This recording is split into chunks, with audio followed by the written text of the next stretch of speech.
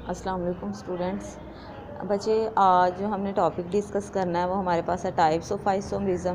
Types of isomerism में आपने दो टाइप्स पढ़ ली थी। आपने पढ़ी थी चेन आइसोमरिज्म और पोजीशन आइसोमरिज्म। आज जो हम पढ़ेंगे वो हमारे पास है फंक्शनल ग्रुप आइसोमरिज्म। बच्चे, फंक्शनल ग्रुप आइसोमरिज्म जो है वो किस तरह से होती है कि हमारे पास जो है वो कंपाउंड का मॉलिक्यूलर फार्मूला तो सेम रहता है, लेकिन फंक्शनल ग्रुप का क्या आ जाता है, डिफरेंस आ जाता है। जैसे सपोज़ करें बच्चे, हम एग्ज़ाम्पल लेते हैं, हमारे पास है C2H6 है और O है, ठीक है। हम इसकी एग्ज़ाम्पल लेते हैं। हमारे पास ये एक क्या है, कंपाउंड है, इसका मॉलिक्यूलर फार्मूला ये है, लेकिन अरेंजमेंट ऑफ एटम इसमें क्या होती जाएगी, डिफरेंट होती जाएगी।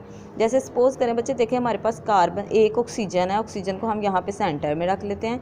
कार्बन हमारे पास जो है वो टोटल कितनी है, कार्बन हमारे पास टोटल जो है वो कितनी है, 2 कार्बन है, तो हमने एक कार्बन यहाँ लगा लिया और एक कार्बन यहाँ लगा लिया, ठीक है। और हाइड्रोजन जो है वो हमारे पास टोटल कितने हैं, 6 हाइड्रोजन है। 3 हाइड्रोजन हम यहाँ लगा लेते हैं और 3 हाइड्रोजन हम यहाँ लगा लेते हैं। तो आपको पता चल रहा है, हमने पढ़ा था फंक्शनल ग्रुप में कि 2 कार्बन के दरमियान जब भी ऑक्सीजन आ जाती है तो उस फंक्शनल ग्रुप को हम कहते हैं ईथर फंक्शनल ग्रुप। तो ये भी मिथाइल ग्रुप है और ये भी मिथाइल है, तो आप इसके लिए प्रीफिक्स जो यूज़ करते थे वो है डाई और क्या है, मिथाइल। डाई मिथाइल 2 दफ़ा आया, तो इसलिए आपने क्या कहना है, डाई मिथाइल। और फंक्शनल ग्रुप कौन सा है, ईथर, तो आप क्या लिख देते हैं, डाई मिथाइल ईथर। दूसरी इसी की हम एग्जांपल लेते हैं। देखें हमारे पास क्या है, एक O है, हाइड्रोजन हमारे पास कितने थे, 6। एक हाइड्रोजन अगर हम यहाँ पे ये लगा लें और हमारे पास फंक्शनल ग्रुप बन जाए कौन सा, अल्कोहल फंक्शनल ग्रुप, ठीक है, हाइड्रोक्सल। अब कार्बन हमारे पास कितने हैं, 2 लगा लेते हैं। हाइड्रोजन पीछे एक हमने यहाँ पे लगा लिया और अब कितने रह गए हैं, 5 बाकी रह गए हैं, तो 5 हम यहाँ पे लगा लेते हैं। तो 2 कार्बन वाले को हमें पता है हम क्या कहते हैं, इथाइल। और फंक्शनल ग्रुप आपके पास कौन सा, अल्कोहल, तो इसको आप क्या कह देंगे, इथाइल अल्कोहल, ठीक है। ये था आपके पास फंक्शनल ग्रुप आइसोमरिज्म, जिसमें कंपाउंड का मॉलिक्यूलर फार्मूला तो सेम रहता है, लेकिन फंक्शनल ग्रुप क्या हो जाता है, चेंज हो जाता है, ठीक है। मॉलिक्यूलर फार्मूला सेम रहता है, लेकिन क्या होता है, अरेंजमेंट ऑफ एटम जो है वो क्या हो जाती है, चेंज हो जाती है। नेक्स्ट टाइप जो आपने पढ़नी है वो हमारे पास है मेटामरिज्म।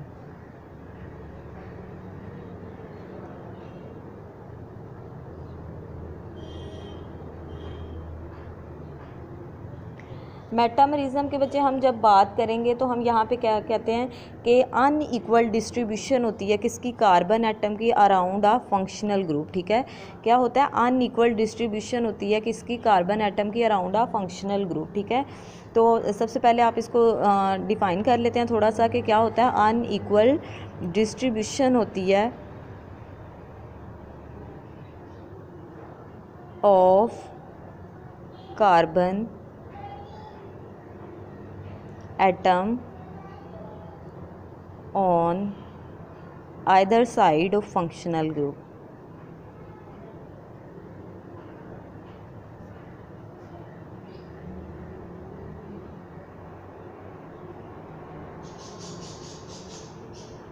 अच्छा जी, देखें बच्चे किस तरह से अनइक्वल डिस्ट्रीब्यूशन होती है। जैसे सपोज़ करें हमारे पास जो है वो एक कंपाउंड है, हमने लिया कि 2 कार्बन के दरमियान ऑक्सीजन आ गए, यहाँ पे भी CH2CH3 है यानी इथाइल है, और इस साइड पे भी आपके पास क्या है, CH2CH3 है यानी इथाइल है।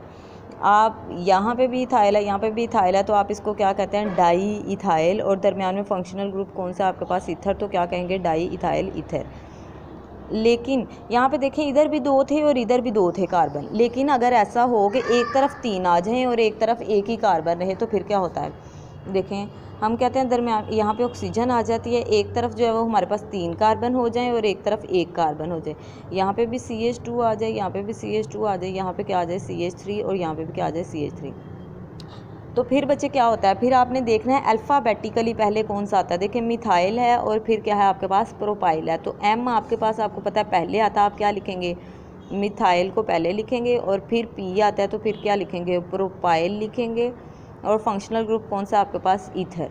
यानी अनइक्वल डिस्ट्रीब्यूशन हो गई है किसकी, कार्बन एटम की। देखिए यहाँ पे क्या थी, इक्वल डिस्ट्रीब्यूशन थी कार्बन एटम की, और यहाँ पे क्या हो गई है, unequal distribution of carbon atom हो गई है, ठीक है। तो यहाँ पे अगर हम बात करते हैं, अगर बच्चे हमारे पास कंपाउंड्स हों, कीटोनिक कंपाउंड्स, जब हम कीटोनिक कंपाउंड्स की बात करेंगे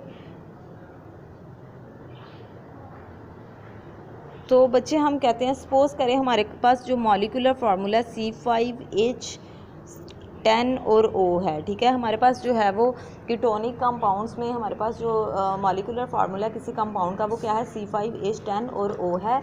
तो इसके किस तरह से मेटामर्स जो हैं वो डिफरेंट बन सकते हैं, ठीक है। देखिए हमारे पास कार्बन कितने हैं, यहाँ पे 5 कार्बन है, एक कार्बन के साथ डबल बॉन्डेड ऑक्सीजन आ जाते हैं क्योंकि हमने कहा कीटोनिक फंक्शनल ग्रुप है। अब कितनी कार्बन रह गई, हमारे पास 4 और कार्बन है, 2 अगर हम इधर लगा देते हैं और 2 हम कार्बन अगर इधर लगा देते हैं, तो हाइड्रोजन हमारे पास टोटल कितनी है, 10 हाइड्रोजन है। तो अगर 2 हाइड्रोजन, क्योंकि कार्बन ने 2 बॉन्ड बनाया, यहाँ पे भी 2 हाइड्रोजन, इस कार्बन ने भी 2 बॉन्ड बनाया, यहाँ पे 2 हाइड्रोजन, 4 हो गई। अब इसके साथ 3 आ जाएंगे और इसके साथ 3 आ जाएंगे, तो ये क्या हो गई आपके पास 10 हाइड्रोजन। अब देखें दोनों तरफ इथाइल ग्रुप है, तो आप क्या लिखते हैं, डाई इथाइल, और दरमियान में फंक्शनल ग्रुप कौन सा, कीटोन, तो आप क्या लिखेंगे, डाई इथाइल कीटोन, ठीक है। इसके बाद देखें अनइक्वल डिस्ट्रीब्यूशन इसमें किस तरह से होती है, कार्बन डबल बॉन्डेड ऑक्सीजन। अब देखें यहाँ पे दोनों तरफ 2-2 कार्बन थे, ठीक है। अब अगर हम एक तरफ जो है वो 3 कार्बन कर दें और एक तरफ 1 ही कार्बन कर दें, आपको पता है इस कार्बन ने 2 बॉन्ड बनाया, यहाँ पे भी 2 हाइड्रोजन, इसने भी 2 बनाया, इसके भी 2 हाइड्रोजन, यहाँ पे 3 आ जाएंगे और यहाँ पे आपके पास 3 आ जाएंगे। अब आपने जब इसका नाम लिखना है तो आपको पता है आपके पास एक क्या है, मिथाइल है, और दूसरी तरफ क्या है, प्रोपाइल है। तो आप पहले किसको लिखते हो, एम वाले को, क्योंकि वो अल्फ़ाबेटिकली पहले आ रहा है, मिथाइल, फिर आप क्या लिखेंगे, प्रोपाइल, और दरमियान में फंक्शनल ग्रुप आपके पास कौन सा, कीटोन, तो आप क्या लिखेंगे, मिथाइल प्रोपाइल कीटोन। उसके बाद नेक्स्ट टाइप आपने पढ़नी है टाटोमरिज्म। चलें जी, नेक्स्ट टाइप हमने पढ़नी है टाटोमरिज्म। टाटोमरिज्म में हम क्या बात करते हैं, शिफ्टिंग ऑफ प्रोटॉन होता है एक एटम से दूसरे एटम पे, लेकिन एक ही मॉलिक्यूल के अंदर क्या होता है, शिफ्टिंग ऑफ प्रोटॉन होता है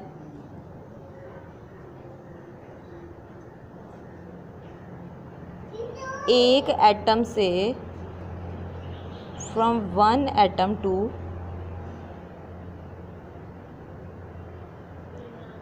एन अदर, एक एटम से दूसरे एटम पे जो है वो शिफ्टिंग ऑफ प्रोटॉन होता है, लेकिन इन दी सेम मॉलिक्यूल, ठीक है। एक ही मॉलिक्यूल के जो एटम हैं उनमें जो है वो शिफ्टिंग ऑफ प्रोटॉन हो रहा होता है। जैसे सपोज़ करें बच्चे, हम एग्ज़ाम्पल लेते हैं, हमारे पास जो है वो आपने पढ़ा था अमाइनो एसिड को, ठीक है। जब आप अमाइनो एसिड को पढ़ते हैं तो आप कहते हैं कि एक तरफ जो है वो उसके कार्बन के कार्बोक्सिलिक एसिड फंक्शनल ग्रुप होता है, एक तरफ कोई भी अल्काइल ग्रुप लगी होती है, एक तरफ हाइड्रोजन लगा होता है, और एक तरफ जो है वो क्या लगा होता है, NH2। आपने ये बच्चे पढ़ा था अमाइनो एसिड, जब आपने पढ़ा होगा उस टाइम पे, ठीक है। तो अगर हम कहते हैं कि यहाँ से एक प्रोटॉन जो है, यानी ये वाली जो हाइड्रोजन है वो यहाँ से शिफ्ट करके इसके पास आ जाती है, ठीक है, तो क्या होता है, आर वैसे का वैसे ही रहेगा, सी डबल ओ रह जाएगा, यहाँ पे फिर क्या चार्ज आ जाएगा, नेगेटिव, हाइड्रोजन वैसे की वैसे ही, और यहाँ पे क्या बन जाएगा, NH3। नाइट्रोजन चूँकि कितने बॉन्ड बनाती है, 3, तो यहाँ पे अब कितने हो गए हैं, 4, 3 हाइड्रोजन के साथ है और एक ये वाला है, तो इस पर क्या आ जाएगा, पॉजिटिव चार्ज आ जाएगा, ठीक है। तो ये बच्चे, ये इसको हम कहते हैं ज़्विटर आयन। ये एक साइंटिस्ट थे ज़्विटर, उनके नाम से ये है कि इन्होंने क्या किया था, एक ही मॉलिक्यूल में जो है वो शिफ्टिंग ऑफ प्रोटॉन का तरीका बताया था एक एटम से दूसरे एटम में, ठीक है। तो इसको हम क्या कहते हैं, ज़्विटर आयन फॉर्मेशन। नेक्स्ट हम दूसरी टाइप पढ़ते हैं सिस ट्रांस आइसोमरिज्म या geometric isomerism. Cis trans isomerism की जब बात करते हैं तो बच्चे हम यहाँ पे बात करेंगे कि जो अगर 2 कार्बन एटम जो हैं वो सिंगल बॉन्ड के साथ ज्वाइन हों तो उनमें फ्री रोटेशन जो है वो पॉसिबल है, क्योंकि बच्चे सिंगल बॉन्ड जब भी आएगा तो हमेशा सिर्फ सिग्मा बॉन्ड होगा, सिर्फ ओवरलैपिंग जो है वो एक ही तरफ होगी, ठीक है। तो फ्री रोटेशन जो है वो पॉसिबल है, ठीक है। लेकिन जैसे ही हम कहते हैं कि 2 कार्बन के दरमियान जो है वो, यानी 2 कार्बन जो हैं वो एक दूसरे के साथ डबल बॉन्ड के ज़रिए से ज्वाइन है, तो उनमें फ्री रोटेशन जो है वो पॉसिबल नहीं है। क्यों? क्योंकि देखें हेड टू हेड ओवरलैप भी हो रही है और पैरेलल ओवरलैप भी हो रही है। तो किसी भी जो कंपाउंड में मौजूद जो एटम्स हैं उनका रोटेट करना थोड़ा मुश्किल हो जाता है, क्योंकि जो एटम्स हैं वो पैरेलली भी अटैच हैं और जो है वो हेड टू हेड भी अटैच हैं। तो वो कंपाउंड जिनका स्ट्रक्चरल फार्मूला तो सेम हो, लेकिन वो डिफरेंट होंगे पोजीशन ऑफ आइडेंटिकल ग्रुप की वजह से। देखिए बच्चे ये दो जो हैं वो फंक्शनल ग्रुप हैं, आइडेंटिकल ग्रुप्स हैं, तो उनकी पोजीशन अगर जो है देखें एक कार्बन पे अटैच है, दूसरा दूसरी कार्बन पे अटैच है, ठीक है, लेकिन फार्मूला उनका सेम ही रहता है। देखें इसमें भी देखें फार्मूला सेम ही है, लेकिन पोजीशन जो है वो आइडेंटिकल ग्रुप की क्या हो गई है, चेंज हो गई है, ठीक है, पहले के मुकाबले में। तो फिर उसकी वजह से जो आइसोमरिज्म होती है उसको हम कहते हैं सिस ट्रांस आइसोमरिज्म, जो पोजीशन ऑफ आइडेंटिकल ग्रुप की वजह से हो। तो यहाँ पे अगर कार्बन कार्बन के दोनों साइड पे क्या लगे हुए हैं, मिथाइल ग्रुप लगे हुए हैं, तो ये हमारे पास क्या है, देखें जब आपने बच्चे इसका नाम लिखना है तो आप किस तरह से लिखते हो, 1 2 3 4, 4 कार्बन है आपके पास, तो आप इसको सिस फॉर्म कहेंगे। ये आपके पास सिस 2 ब्यूटीन है, ठीक है। 2 ब्यूटीन क्यों कह रहे हैं, क्योंकि सेकंड पहली और दूसरी कार्बन के साथ क्या है, डबल बॉन्ड है, ठीक है, तो इसको कहते हैं सिस। दोनों एक ही तरफ अटैच है तो सिस, और दोनों ऑपोजिट आ जाएंगे तो ट्रांस, लेकिन नाम वही रहेगा इसका भी 2 ब्यूटीन। देखें 1 2 सेकंड कार्बन के साथ डबल बॉन्ड है, 3 और फिर 4। उसके बाद इसको बच्चे देखें, अगर इसको आप देखते हैं तो देखें first carbon, second carbon, third carbon, fourth carbon और फिफ्थ कार्बन। बच्चे इसका हम क्यों देख रहे हैं इस तरह से मैं क्यों ले रही हूँ, क्योंकि हमने लंबी चेन सेलेक्ट करनी होती है, सबसे ज़्यादा लंबी चेन। तो सबसे ज़्यादा लंबी चेन अगर हम यहाँ पे देखें तो 1 2 3 4 बनते हैं, 1 2 3 बनते हैं, और इधर से अगर मैं नंबरिंग स्टार्ट करती हूँ 1 2 3 4 5, ठीक है, तो ये सेकंड पोजीशन पे अटैच है, तो आप इसको क्या कहेंगे, 2 पेंटीन कहेंगे, ठीक है। और ये लेकिन सिस फॉर्म है, ये भी 2 पेंटीन है, लेकिन ये कौन सी फॉर्म है आपके पास, ट्रांस फॉर्म है, ठीक है। तो यहाँ पे हम कहते हैं कि सिस फॉर्म ट्रांस फॉर्म की हमने बात की। उसके बाद हमारे पास एक न्यू है कि हमारे पास कंपाउंड है 1 ब्रोमो 2 क्लोरो और क्लोरो और प्रोपीन। देखें बच्चे 3 कार्बन है यहाँ पे, 1 2 और 3।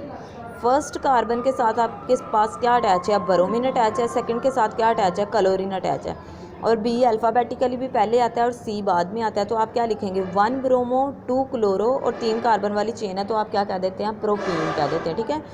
और ये लेकिन कौन सी फॉर्म है, सिस फॉर्म है, दोनों हेलोजन एक ही साइड पे अटैच हैं, लेकिन यहाँ पे हेलोजन की पोजीशन क्या हो गई है, चेंज हो गई है, तो इस वजह से हमें अब इसको क्या कहेंगे, ट्रांसफॉर्म। लेकिन है ये भी वही है, 1 ब्रोमो 2 क्लोरो और प्रोपीन, ठीक है, लेकिन इसकी पोजीशन क्या हो गई है, चेंज।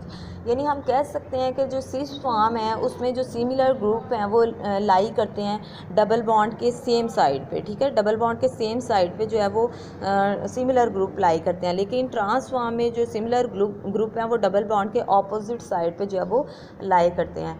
तो हम कहते हैं कि जब भी डबल बॉन्ड आ जाता है 2 कार्बन के दरमियान तो फ्री रोटेशन जो है वो पॉसिबल नहीं रहती है, क्योंकि बॉन्ड को तोड़ना जो है वो थोड़ा सा क्या हो जाता है, मुश्किल हो जाता है, और जाहिर है डबल बॉन्ड है तो उसको एनर्जी जो है वो ज़्यादा लगाना पड़ेगी, तो सिंगल बॉन्ड होगा तो उसको एनर्जी जो है वो कम क्या करना पड़ेगी, कम लगाना पड़ेगी। तो इस वजह से हम कहते हैं कि डबल बॉन्ड में फ्री रोटेशन जो है वो इतनी पॉसिबल नहीं है।